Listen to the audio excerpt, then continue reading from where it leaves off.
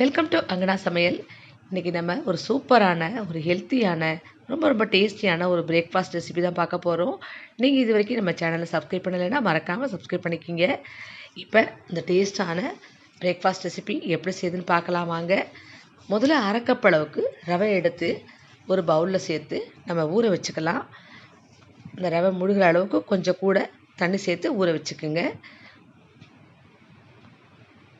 இப்போ அவல் எடுத்துக்கலாம். இந்த தட்டையான வெள்ளை அவல் தான் நான் எடுத்திருக்கேன்.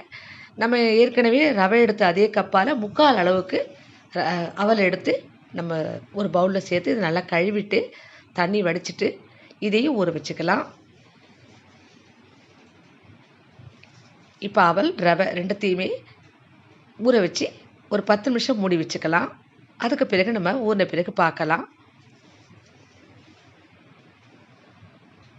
இப்போ ரவை அவல் எல்லாமே நல்லா ஊறிடுச்சு. இதை நம்ம ஒரு மிக்ஸி ஜாரில் சேர்த்து நம்ம அரைக்க போகிறோம். இப்போ ஊறின ரவையை மிக்சியில் சேர்த்துக்கலாம்.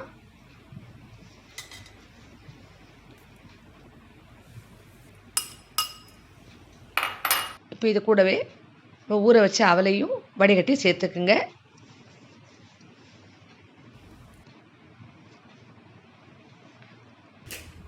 இப்போ தயிர் நம்ம சேர்க்க போகிறோம். நம்ம அரை கப் அளவுக்கு ரவை எடுத்தோம்.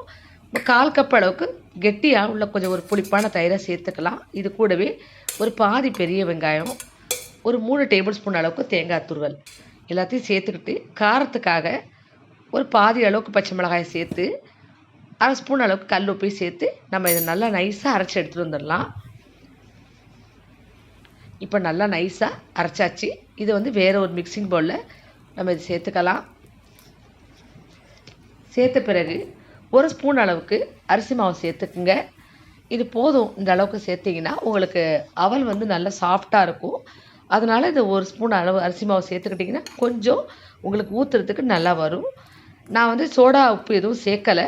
நீங்கள் விருப்பப்பட்டால் கொஞ்சமாக சேர்த்துக்குங்க. இப்போ இது நல்லா கட்டி இல்லாமல் இது மாதிரி கலந்து எடுத்துகிட்டு இதை நம்ம ஒரு 10 நிமிஷம் அப்படியே மூடி வச்சுக்கலாம். இப்போ இதுக்கு இடையில நம்ம இது தொட்டுக்கிறதுக்கு ஒரு சட்னி அரைச்சிப்போம். ஒரு அடிகனமான ஒரு வானலை வச்சுக்குங்க. 2 ஸ்பூன் எண்ணெய் விட்டுக்குங்க. ஒரு 2 பச்சை மிளகா, 2 மீடியம் சைஸ் பெரிய வெங்காயத்தை கட் பண்ணி சேர்த்து நம்ம வதக்கிக்கலாம். கூடவே ஒரு நல்ல பழமான தக்காளியும் சேர்த்து வதக்கி விட்டுக்குங்க. ஏற்கனவே நான் இந்த சட்னியோட வீடியோ போட்டிருக்கேன். இந்த சட்னி இட்லிக்கு கூட ரொம்ப சூப்பராக இருக்கும். அதாவது சூடான இட்லி தோசை வச்சு சாப்பிடும்போது ரொம்ப ரொம்ப சுவையாக இருக்கும். நம்ம செய்ய போகிற இந்த தோசைக்கு ரொம்பவே சூப்பராக இருக்கும் இந்த சட்னி.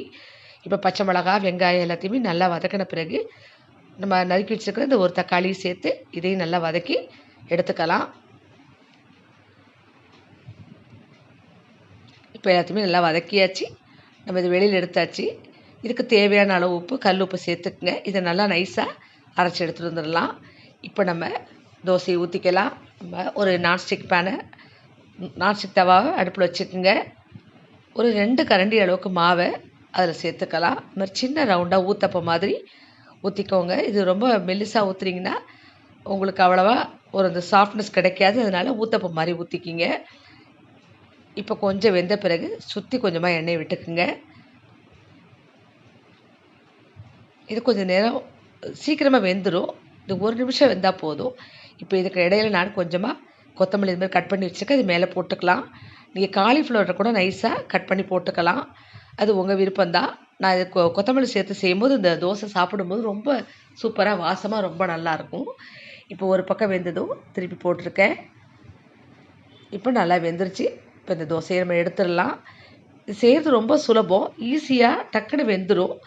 இப்போ திரும்பவும் இன்னொரு தோசை ஊற்றிக்கலாம். எப்போவும் போல் இட்லி தோசை செய்ய நேரம் இல்லை, இட்லி மாவு அரைக்க நேரம் இல்லை அப்படின்னா உங்களுக்கு டக்குன்னு ஈஸியாக நீங்கள் ஒரு 10 நிமிஷத்தில் இந்த மாதிரி ஒரு தோசை ரெடி பண்ணிக்கலாம். அதே சமயம் ரொம்ப டேஸ்ட்டாகவும் இருக்கும். நம்ம இதில் சேர்த்துருக்கிற தேங்காய், வெங்காயம், தயிர், அவல் எல்லாமே இந்த ரவை கூட சேர்ந்து அரைச்சி செய்யும்போது ரொம்ப ஒரு சுவை சூப்பராக ஒரு லைட்டான ஒரு இனிப்பு சுவையோட ரொம்ப ருசியாக இருக்கும். சாப்பிடவும் ரொம்ப சாஃப்டாக இருக்கும். நீங்கள் கண்டிப்பாக செஞ்சு பாருங்கள். இப்போ இன்னொரு தோசையை ஊற்றி எடுத்தாச்சு. இதையும் நம்ம எடுத்துடலாம். இதே மாதிரி நம்ம எல்லா மாவையும் சுட்ட பிறகு பார்க்கலாம். ஈஸியாக டக்குன்னு நம்ம சுட்டுடலாம். ரொம்ப நேரம் இது வேக வேண்டிய அவசியம் இல்லை. ரொம்ப சாஃப்டாக இருக்கும். இப்போ எல்லா தோசையுமே ரெடி ஆகிடுச்சு. இப்போ நமக்கு ரொம்ப ரொம்ப ஒரு ஈஸியான ஒரு ஹெல்த்தியான பிரேக்ஃபாஸ்ட் ரெடி ஆகிடுச்சு. வீட்டில் மாவு இல்லாத சமயத்தில் இல்லை வேறு எதுவும் நம்ம டிஃபன் செய்யணும்னு நினைக்கும் போது டக்குன்னு இது மாதிரி நீங்கள் செஞ்சு கொடுத்துடலாம். ரொம்ப சுவையாக இருக்கும். ரொம்ப ஒரு ஹெல்த்தியான ஒரு பிரேக்ஃபாஸ்ட் ரெசிபி. நீங்கள் கண்டிப்பாக வீட்டில் ட்ரை பண்ணி பாருங்கள். நான் இதை பிச்சு காமிக்கிறேன். அவ்வளோ சாஃப்டாக இருக்கும். ரொம்ப ரொம்ப சுவையாகவும் இருக்கும் சாப்பிட்றதுக்கு. இப்போ பாருங்கள், நான் இதை பிச்சு காமிக்கிறேன்.